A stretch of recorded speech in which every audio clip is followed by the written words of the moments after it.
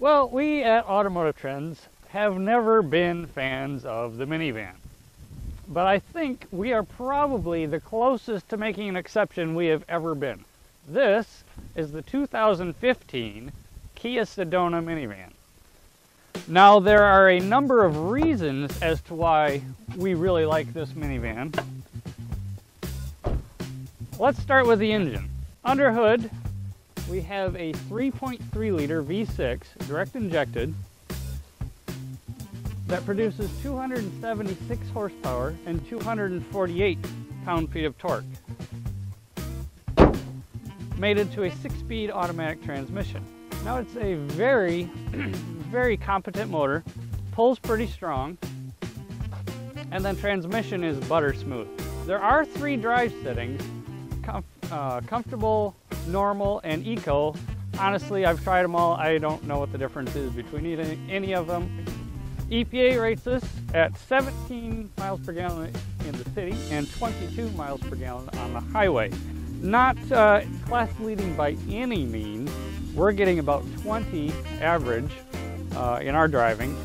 To grandmother's house we go in this Christmas season, but it's not bad. And it's not terrible to look at. But where the minivans really got to win us over is in the inside. And it's not a bad place to be.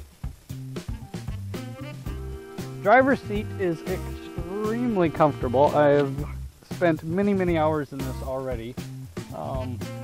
It is not fatigue inducing at all. Very comfortable. It reminds me of some old Lincoln seats actually. My only complaint on the interior is actually this shoebox size bed pedal, which aside from being huge is not at the right angle and not in the right position, and really does not leave my foot anywhere else to go but it. But that quibble aside, this interior is probably the best looking interior, at least for a minivan, if not the most usable interior. The dash is laid out really well. All the buttons are laid out really well. Very logical. Nice nav screen up to the top of the dash. Very clear. And we have a true center console, something that a lot of minivans don't do. They just don't get it. They think that because it's a minivan, somehow we have to pretend that we can pass through. I'm sorry, this is 2014. No parent is getting up while driving to get to the back to get to their screaming child. Not happening. You got your heated seats, your steering wheel, around view camera, your parking, and your drive mode button, all logically placed right here, right at the end of the shifter. Steering wheel is great, feels great, nice and tidy. It's probably actually more belongs in a sports car than a minivan, but nevertheless feels good to hold on to. Actually has a bit of wood on the rim. It's probably the oddest piece in this interior because it's the only thing that has wood. Anyways, very good, and that's heated. Gauges are beautiful and very informative, but this minivan's best feature, however, is the second row seating.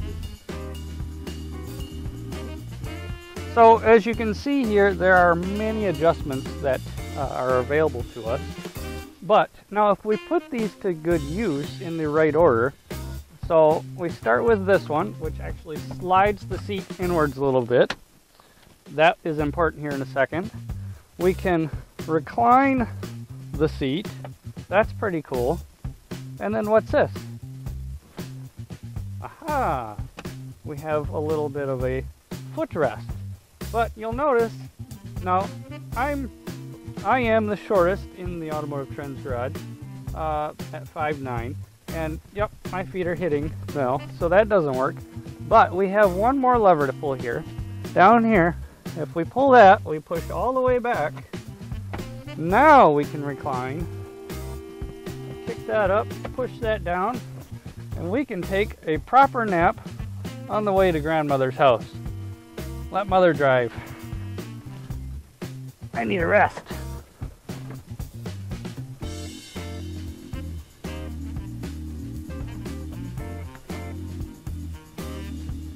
yes, both seats will do that. This one will do that too. Very, very, very comfortable, and they're just comfortable to sit in anyways. Note, however, this is not a Dodge minivan or Chrysler minivan. These things don't tip and fold and twist and do backflips and fall into the seat and you get a magical flat load floor. No, these are meant for comfort, built for comfort, so they don't go anywhere. If you want cargo space, buy a truck. Third row seats, also very comfortable, a little bit tighter back there. We of course have the requisite power lift gate back here, which I promise does power open. Very, very deep well for cargo behind the third row of seats. And let's say you need to move something a little bit bigger, a little bit more oddly shaped. Just move the kids' Christmas presents here real quick. Set those aside. All right, third row, it does tip and fold, do kind of funky things, a little bit different than some of the others. You actually kind of lift, pull that out of the way, set that down there. Now you've got more or less a flat load floor, except for that second row of seats. You're not really going to get those out of the way, but they slide up so you can make a bigger cargo area if you need to.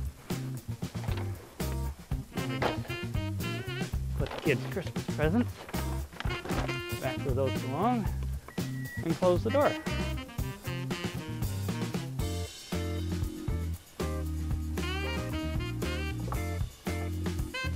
And of course, ride and handling is really good. Actually, I think the ride is a little bit better than some sedans that I've driven lately, especially more of the sportier ones. And the handling, even though this is a big minivan and it's fairly hefty, it does handle a corner fairly well. It will lean a little bit, but not nearly as bad as some others that we've driven in the past. And there's no wallowing. It really does hold its own on the road pretty well. And it's got a fairly meaty set of tires on it. So at the end of the day, this is probably, like I said, we're actually getting pretty close to liking this. We're making an exception for a minivan. Certainly would be our pick of any of the rest of the fleet that's out there right now. For about $42,000, you can have yourself a Kia Sedona SX Limited minivan. Very, very well equipped. We think it's a value, you should check it out.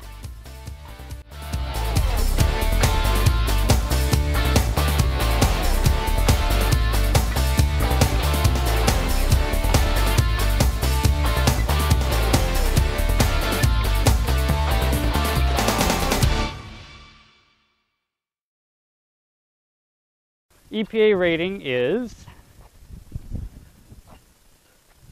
I don't remember.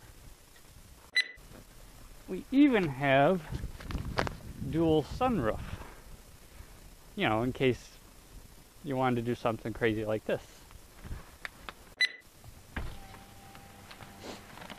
Auto